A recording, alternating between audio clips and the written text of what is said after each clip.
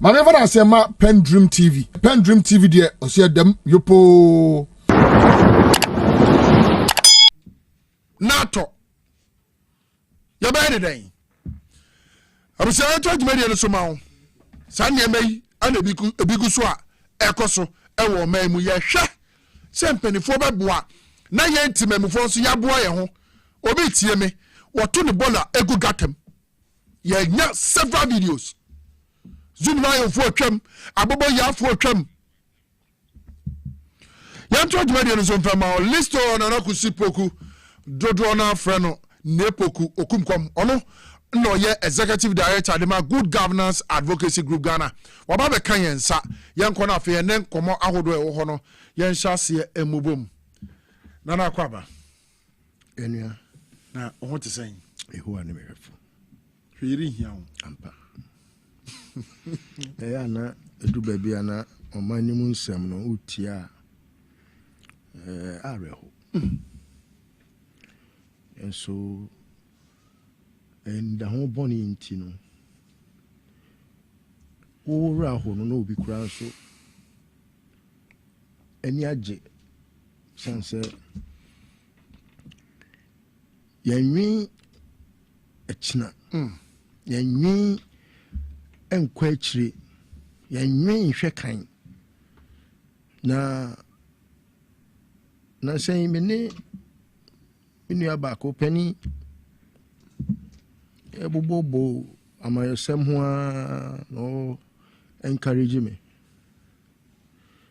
say ewom se me kasa me yesi am wi awokra amafu ntie na so no e ma me mpa ba me ntonko so na say amayosem yes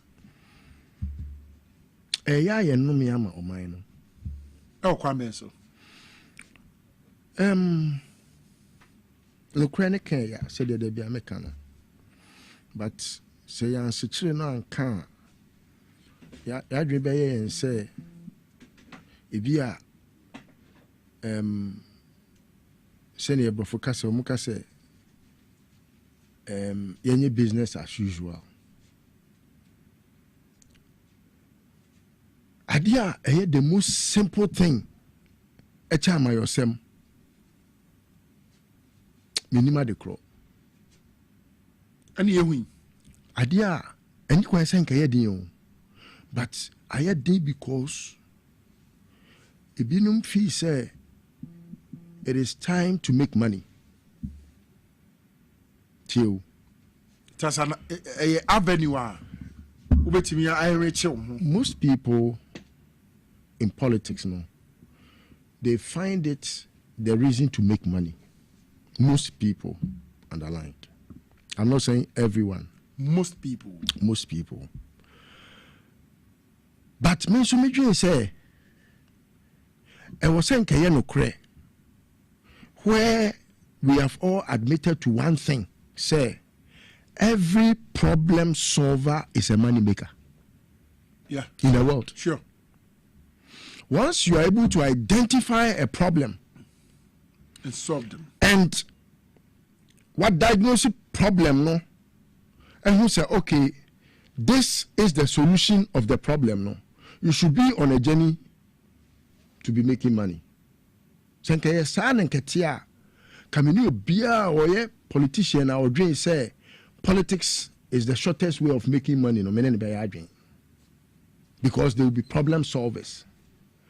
But where the problem persists, exists, and continue to devastate the people, not yet to solve a problem, no. But people still want to make money out of the problem, no. That's where the failure begins. What am I saying? It was a bar. Any question say, and command way up, your dream to be a dream. And ki you got to be a swebi. Any question kabasa, any question enka mamiya ne mamienu ye jaba kwa ma say we wuo ya ye hu ba bia wo mpu no. Any question enkebasa. Abasa because there is a certain failure which failure is at the doorstep of politicians. Anka we nkometimi aye na simple where abochira anka awufoi komedidi pa. Because negligence to duty allow ma akwalatini koto drain mu ma drain de kono akwadidi ko be siw aban na waje compensation. If say I aban na say then I only dey beka enso to na suma oba ne ye den. Then we blame the victim. Na de ye na adwuma wo so hwe adwuma ne ye no ye gya no. So Wontumi a enka ho meje etihwe se opani na mu John Mahama ne de o ye de obetimi bia o hwe appointees hwe obi a yato abama no hwe nipo ya assemblyman hwe MP. What is in their belly? Me bana mi tio fifi. Clear message, but it's going to fall on rocks. Are you sure? Oh, how many times haven't we heard quality speeches? How has it impacted society? Clear message. Excellent. Because you see, resettling means a lot more than we see. Resettling, and we say resettling all facets of our life as a country. Say, any can say by now, your issue with problems of ABA. Gutter, ensure flood, any question can also basa. Because Osho of my history since 1935, and Ghana recorded in major flood case. Way back. So what have you learned? Up to date. Then you're showing free moon. And only 11 years I'm a circle cry. Yes. June 3rd. Yeah. Yeah. And we are still experiencing the same thing. So how progressive are we? What are the positives?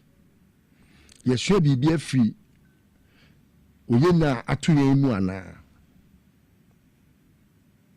Sometimes as a may sing eulogies to John Mahama, but the people around him don't help him. Oh yes, he has a lot of quality. Oh, and he's able to predict the future. He's very predictive, and very decisive on what to do. But who helps him beyond the talk and a problem? Oh, who say when what yes. Something with a anti-flood task force. Is that not a proactive leader? Yes. And it has over taking measures. Yeah. So we will be confiding. Look, and there are people who will come at the person of Stambube, who will come at the person of whoever, and it's like I said, there is something behind the scene. And into the town. There's a committee now down in 10 years. I do not cry in a they are saying it. And sure to I go first and do better. I go for Muhammad. Debbie. Oh, and Yana because yeah, here for no. Yeah, here for no. Then you doable. Go ye bet your man so send back as we impact me best about chase you. Honey bar. Oye nani ba yesi Abuja bumba oye ni na nadia so kuko jana abaye na asem ni sia oye ni sikani what pick up mu obode ba kokra ira we sikani ire okodwo ma wono oni adia no kra odu wa social bank pick up you to banjina say musa say nianu sikani ne yire kodwa mu a wonte ensuo kura mo no ene wo hie ni bia kodwa ensuo abuno ama ne nyoma nyina aflade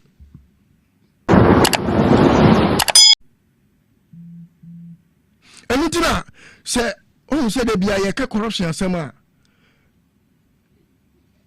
ahokeka medical corruption no eye menti ase ni hu ene se de wawie sika na wode akose ni fie na wo die na jo mahama ban empese obagi sika ni to mo ende atari general ni nyina mo a aso mo ye kokwa asa no sika ni kebetima ya gata no uni gata dodo a sika ya wo bo so ya Yusuf omukodi ye uni sika uni ekwan gata betima ya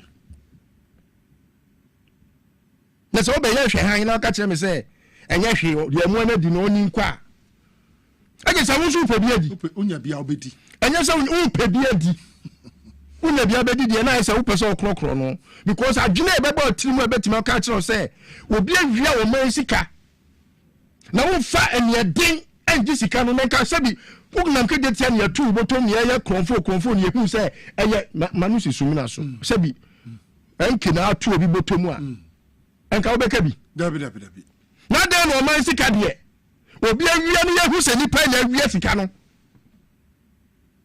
na ne dia ye den adanse nyina tre na ne dia na sa sika na oni pakura awia no ne dia ye den na politicians say hu ni nia na onu awia sika na no wasa ne na sere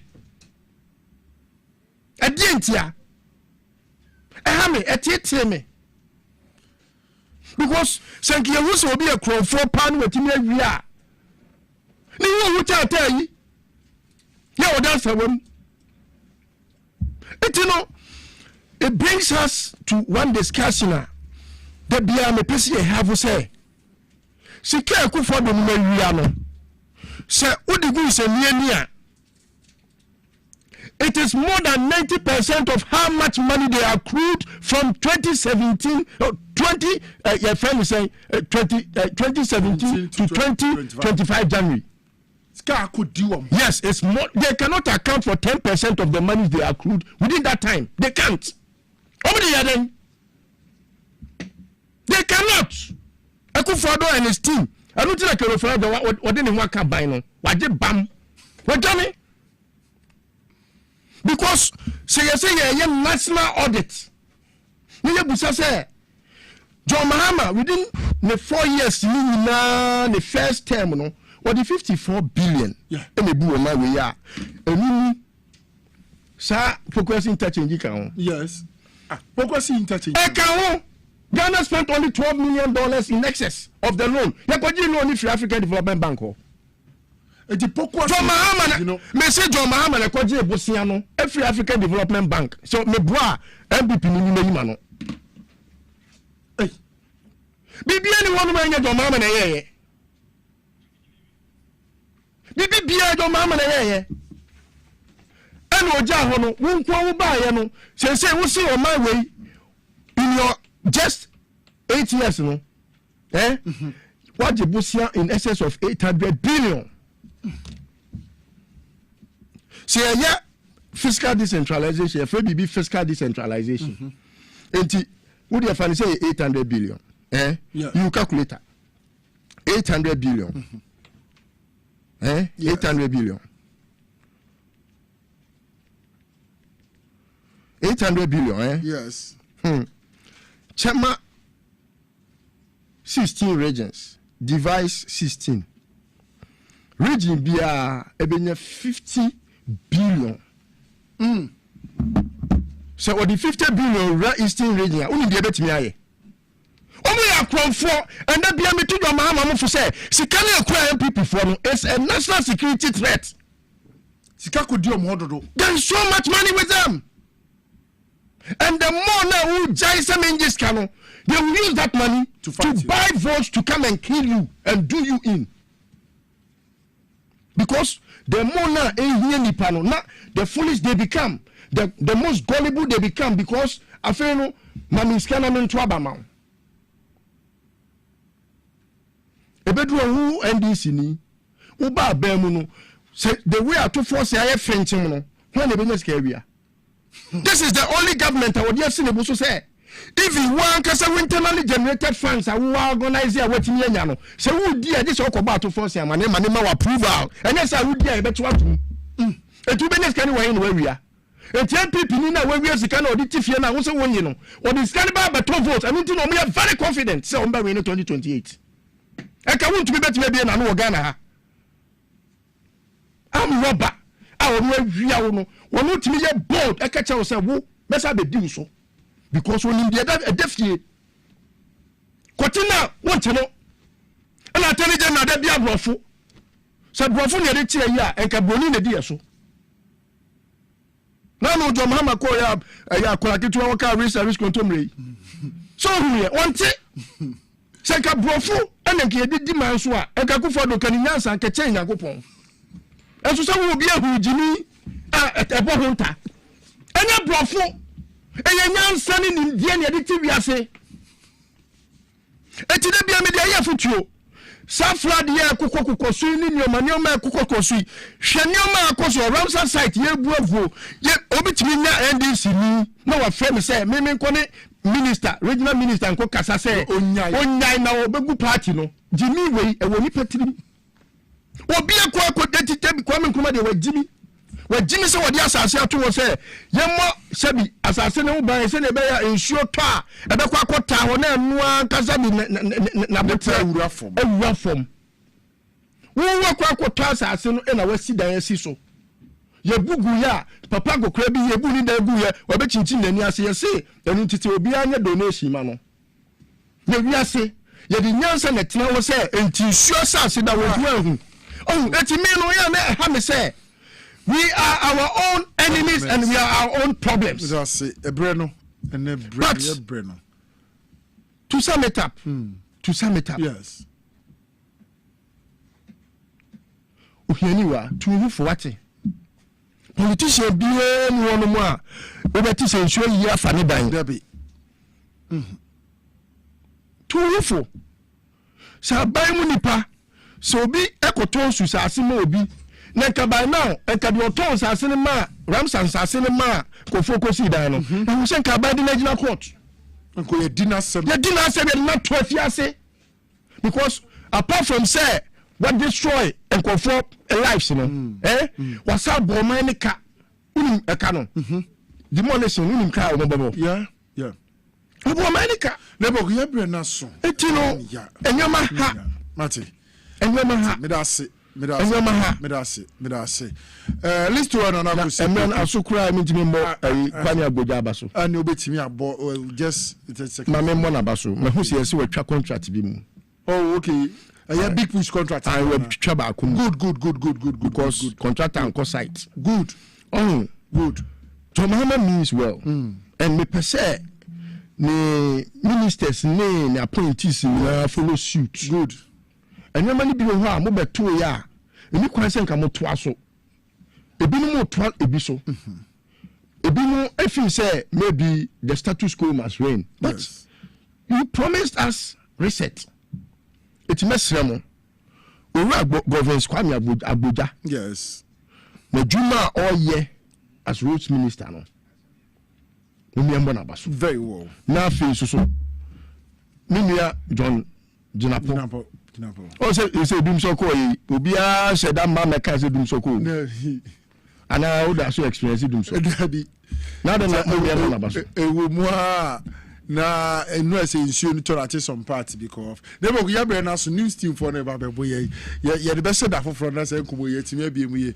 Abusia me the most sebra be live kid eye edura ebebo liver ho by na timi abo ye pa obenya bi ato pharmacy any shops ni nyina mo eba shops nyina 0244068447 ayo mo number mebo Safari Valley Eco Resort sebra bra beje wa home na beda ho dwumadi bi apese odi omo space wa omo de esom wo omo wo kwapemem ukugwa kwapem ne edu kroma kwapem batem no mobutu from one number is na ginchiremu 0596914394 0596914394 na afi wonse timi aka Safari Valley Eco Resort na oni omedi ngita ho yare jumadi anyina besi ha na yakra mu inside politics ha na yare isi mididi enke obrempon nyame ya adom ochina ye bese hia ohini ba bo ma banie ene tim no avon kwanta fo itimi wo ho Dedi kama mamena PENDREAM TV ase. Na so far so good. Say open online portal e wo Ghana. Nipa share, nipa follow, nipa comment here. To my best of knowledge, without any biases, PENDREAM TV.